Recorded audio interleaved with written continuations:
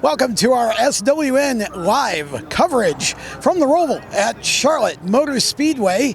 Tom Baker with you, and we are talking right now with one of the fastest rising stars in NASCAR. Zane Smith is with us. Zane, of course, starting his 8th Cup race of the season this year, running for Front Row Motorsports, in this case in the 38.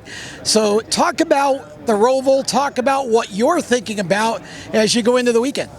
Yeah, it's crazy to think this is already my 8th Cup start and final one of the year, which is crazy. We're already at this point of the year, but first time at the Roval for me, so that's a little less than ideal. I wish I've had a start prior to this, but it is what it is. I had a track walk yesterday and got to spend some time on the Ford simulator, and that's really all I've had. I've been leaning on my teammate Michael, obviously a great road course racer, and I feel like in some ways it's a little comparable to Indy. Other than that, this place is kind of on its own island. So hopefully just learn as much as I can in the 20 minutes we have, and just have a solid weekend.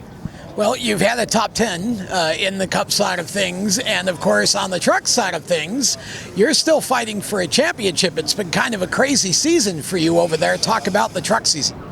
Yeah, I mean, it's been just a lot of ups and downs, really, and unfortunately this round of 8, it just has not been good. We had control of the race in Bristol, and then played a different strategy, and then ultimately I had just had a pit road penalty, and that equaled up for a bad day, and then we had a clutch failure in Talladega, and that added up for a bad day. So you just can't have those days in the playoffs, but other than that, it's just been too many ups and downs. But we've had a lot of success. I love where our team's at.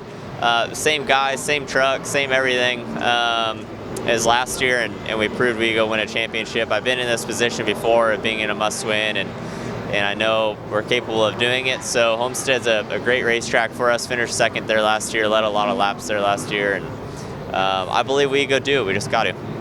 Huge announcement came out just a couple weeks ago about next year for Zane Smith. Talk about coming over the track house for 24, Inspire, and kind of how all that's working out. Yeah, very cool. I mean, that was an awesome day, being able to announce that. I've waited for that day all my life, really, and for it to be with a team like Trackhouse is just super exciting. And then for next year, as it sounds, may be a little confusing, but it will be underneath and at the Spire shop, but Trackhouse is going to have some skin in the game, and so excited where my future lies, and to have some clarity in this sport on what you're going to be doing for the next few years is I feel like what every driver wants. So just super thankful. I've had the people around me to make that possible, and just thankful for Justin Mark, Spire, Ty Norris, a bunch of people that went into this, and we've been able to get a great deal out of it.